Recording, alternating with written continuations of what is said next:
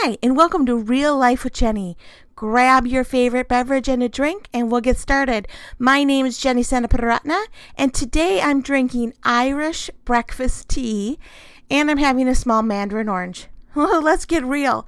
Today, I want to talk about something that honestly I'm super nervous to talk about. Had to gear myself up to do this. I want to talk about anger. Yes, anger.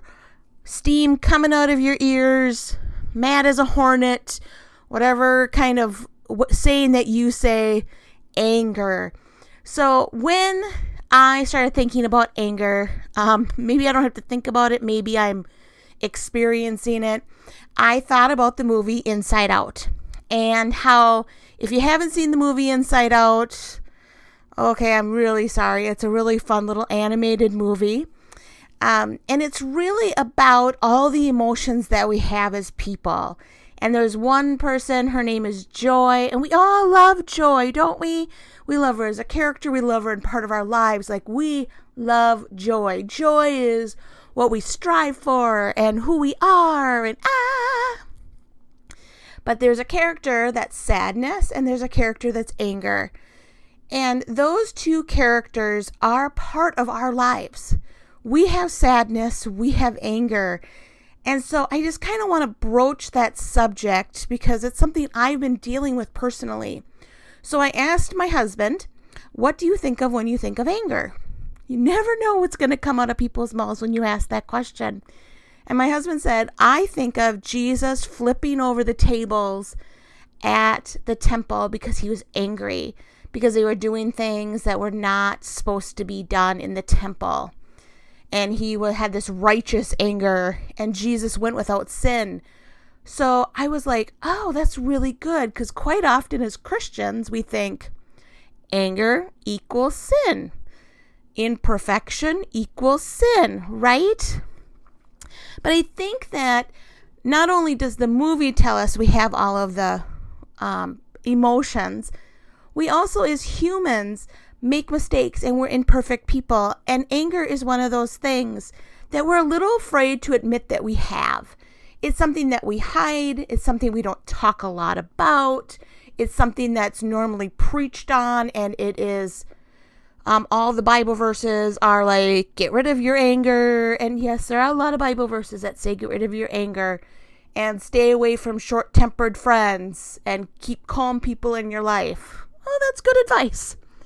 So normally when it's preached or talked about, it is a shame thing. It's, ooh, you're an angry person. You're angry at someone. You really need to work on that. And I am here to say we all have anger. We all have sadness. In fact, sometimes that sadness, or we're dealing with depression, those are things that are real in our lives. And emotions are something that I struggle with because I'm a very emotional person. I am the kind of person that when you're with me, you know how I feel. There isn't a lot of, ooh, I'm a happy person when I'm not. I'm pretty emotions on the sleeve. You know exactly where I'm at. Good or bad. Sometimes it's not so great. I remember my first review when I was working at my school was with a lady that was probably 5 or 6 years older than I am. And she ended up being a really good friend, and I really treasured her leadership in my life. And she sat me down for my first review, and she was like, Jenny, I really appreciate your work ethic. You work really hard. You have a great attitude, but you cry a lot. And I need you to stop crying so much at work. And I'm like, what? Because I am definitely, I do not hide my emotions. Okay, so... But as Christians or as good people, quote unquote, we don't want to be seen as an angry person or someone that's struggling with emotions because emotions can really wreck your day, right? So then I asked my all-wise 13-year-old, and I don't say that sarcastically, like she blows me away sometimes. I know I've said this, and really she's the one that should have the podcast. So I asked her, like, what does anger mean to you? And I was kind of hoping she didn't say my mom. That's what I was like, oh, what if she says me? Like, anger. Oh, mom. That's what it reminds. And she didn't. Thank the Lord. She talked about the movie and the little red guy in the movie with his flames coming out of his ears and his anger. And then she talked about emotions and how she said to me, emotions are valid, but they're not always the truth. And I was like, what? And she's like, emotions are valid. And there's something that we need validated. And there's something that is true to where we are and what we're feeling. But they're not always the full picture of what's going on. And I was like, okay, where did you learn that? She was like, I don't know. Somebody quoted it and I wrote it down and, I think about it. And I was like, well, okay, good for you. My wise 13-year-old who will soon be running the world. But that's a different story. So I'm thinking about anger. And so, of course, I Googled it, right? That's what you do. You Google anger. Oh, the fun things that come up. But I Googled it and it said that it is mentioned 1,025 times in the Bible. Either anger or the anger of God is mentioned over 1,000 times. So this is not an emotion that is new to 2020, even though I kind of feel like it is, because I feel like we're full of disappointment and we're sick of cancellations and we're sick of isolation and we're easily irritated right now. Okay, maybe that's just me. I'm guessing the rest of you are all perfect. That's where I'm at. I'm just sick and tired of this. So anger is not new to 2020. Anger is something that has been around since the beginning of time, and the Lord knows how to deal with it. So as I started digging into this, maybe more prayerfully going through it with the Lord, I am maybe not the calmest person you've ever met. There are two things that really just make me instantly irritated, and I would even dare say angry. Being rude and calling me a liar. Those are the two things that can kind of just, like, someone says that I'm lying about something, and I come from a family of the fish gets bigger every time you tell the story, right? Every time you tell the fish story, your fish gets a little bit bigger. And we're storytellers in my family, and things get a little more exaggerated than maybe what happened originally. But my intent is never to lie. And so I'm reining that back in my life, and I'm really, really working on like not being exaggerating and kind of just being a little bit more like, okay, it was really 2 inches. I say, just out of habit, I say it was 5 inches long. And then I'm like, wait a minute, I'm sorry, I have to correct myself there. It was more like 2. And so I'm really, really working on that. And you can call that a lie. But when it comes to me saying, this is what happened, or, standing in front of someone and telling them something, I am telling from my heart what I believe. And so when someone calls me a liar, I just get super, super angry, especially when they do it behind my back and I don't know that they did it. Ooh. And I really hate when people are rude. I know that that's pretty common nowadays, like people are just rude, but I just think you can put a smile on your face and say, I'm so sorry. I know this is something that is really aggravating to you and I wish I could do something about it. Like, that's all I want. I don't want, figure it out, lady. Rude just drives me crazy.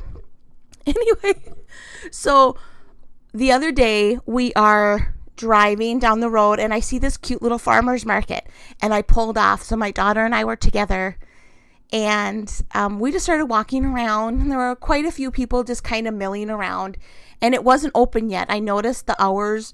We had about 15-20 minutes before it opened and people were still kind of setting up and we weren't really doing it. We were just like milling around just to kind of see what was there, and we weren't there to make any purchases because honestly, what am I going to do with a bunch of cucumbers? I don't know how to pickle and I don't know what to do with that many tomatoes. If you have any ideas, let me know. But that is not, I am so not that kind of chef. I really wish I were, but I'm not. Not there. Anyway, probably my second time at a farmer's market. So I was kind of like, wow.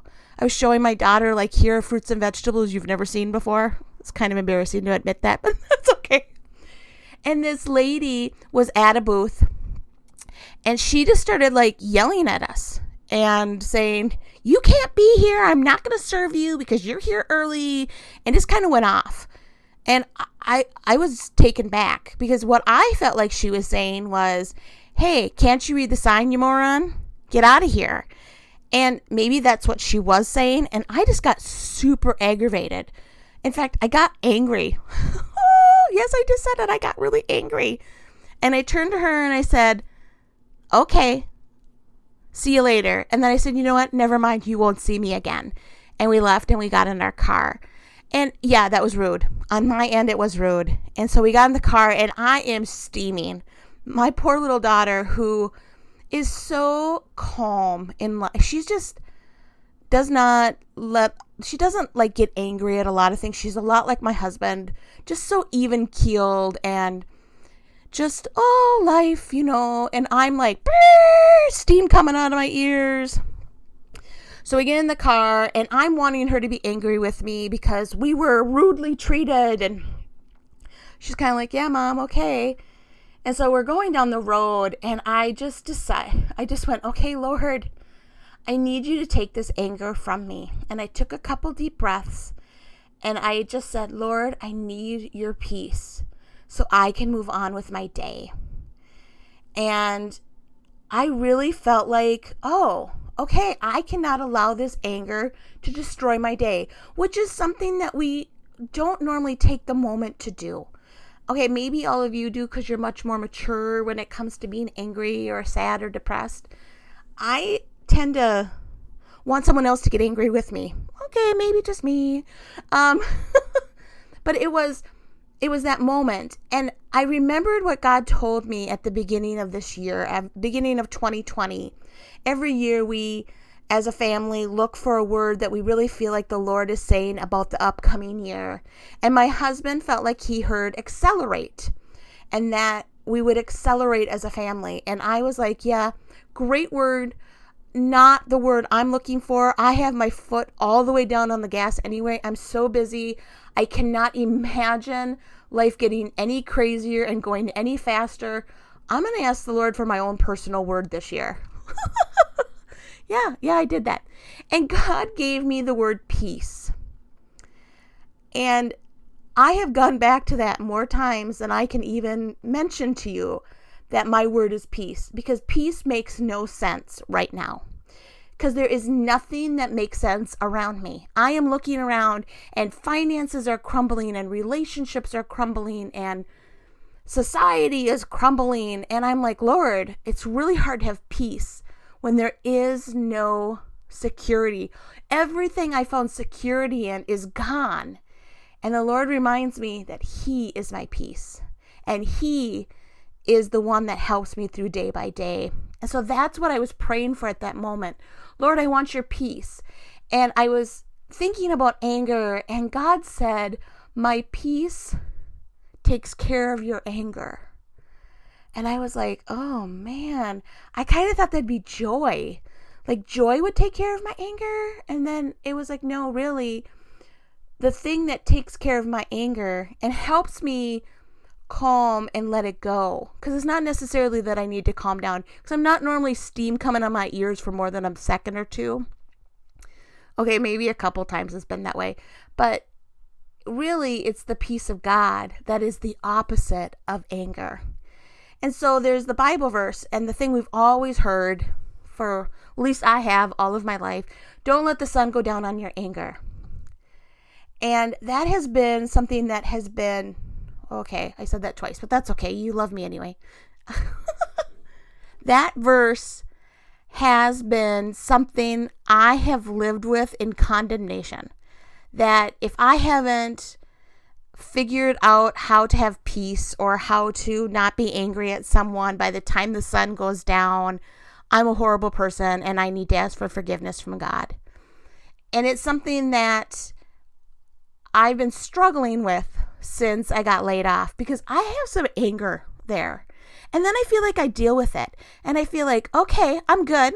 Like, praise the Lord, I have been released and I am living my dream. And I've talked about that here on the podcast and how I'm so excited about what's going on in the future. And I'm doing really good. And then something reminds me of the pain of the day I was let go. Like, I see an email from somebody that just reminds me, or I see something on Facebook and my anger just flares up and I go, oh no, I'm angry. Oh no, I haven't let it go. That's not true. It's not that I'm not dealing with it. Those emotions are valid. Those emotions are valid.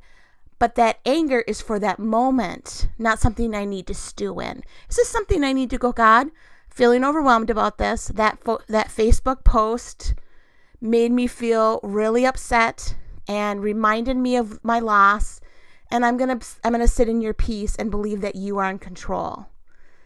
And so when you're talking about don't let the sun go down on your anger, now I'm not a Bible scholar. I've said that many times, but I really believe it means take it to the Lord and deal with it and don't stew on it. Because when you stew on anger and you spread anger and you get all these people involved in your anger, that is when it becomes something that can tend to be sin. If you have anger and you're not letting things go, we have learned it turns into bitterness, and bitterness destroys you. So anger isn't necessarily the sin. Anger is the emotion.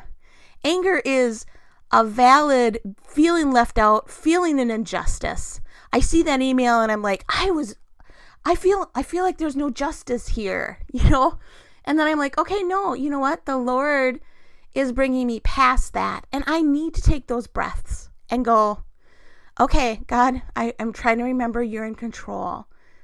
And that's the same with a lot of our quote unquote bad emotions. And I don't believe in bad emotions, because I really truly believe that if Jesus can flip over tables in a temple, God can handle me getting irritated at the lady at the farmer's market.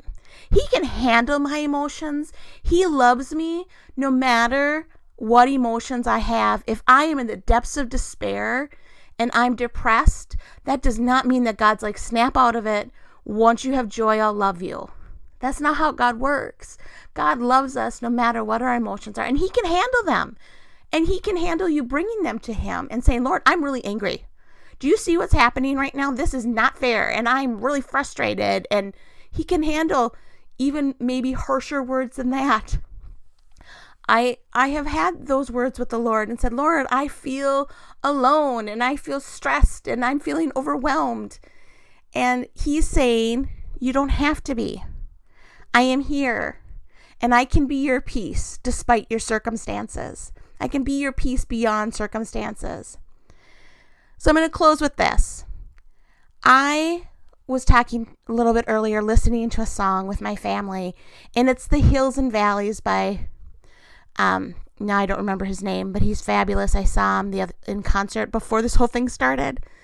And it's about, you're on the mountaintop and you're thanking the Lord for putting you there, and you're in the valley, and that, know that the Lord is with you during that valley.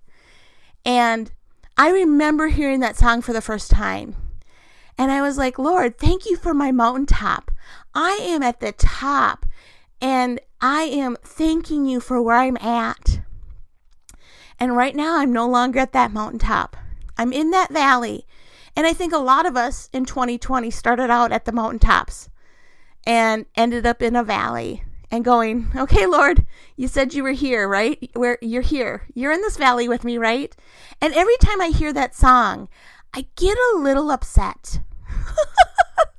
I know you shouldn't listen to a worship song and get upset, maybe, but I hear the song and I think, I used to be at the mountaintop. Lord, I was there. Finances weren't something I was worried about. I wasn't worried about my daughter and school and socializing. And I wasn't worried about, I wasn't worried about anything. I was kind of like, woohoo! I mean, yeah, I was worried about stuff and I was working too hard. Yes, there were some issues. But sometimes you put those blinders on. Anyway, and now I feel like I'm a little bit lower in that valley. And honestly, I would take the valley with the Lord than the mountaintop where I don't need him. And so maybe that's for somebody out there. Sometimes when you're in that valley and you get to walk hand in hand with the Lord because you need it and you need his daily, Jenny, you can do this. You've got this. It's going to be okay. I can handle your anger. I can handle your sadness. I can handle whatever comes at you because I'm with you. I will take that any day over being on the mountaintop and people going, wow, how did she get there? And I know who brought me there, but being in the valley hand in hand with the Lord, really, I pray that as I move up to the mountaintop again, because we all will, that at that mountaintop, I'm still holding on to the Lord, saying, thank you, Lord, you got me here. And I knew he had gotten me there when I was in January when I heard the song. I knew he'd gotten me there, but it's a different feeling when you're in the valley and you need him every moment.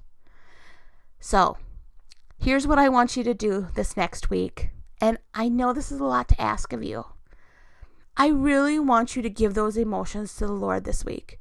When someone cuts you off in traffic, when someone says something rude to someone you love in the grocery store, when someone lays you off, when someone says nasty things to you that you love, and you're like, I love you, and I thought we were in a good relationship, and they say, no, we're not. I want you to take those emotions to the Lord and ask him for his peace. And let him hold you through this process.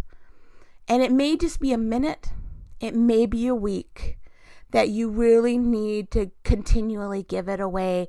Because for me, my anger pops up when I'm not expecting it, and it can be a 30-second thing like it was at the farmer's market, or it may take me an hour to just say, Lord, I gotta come back to this because I'm still irritated.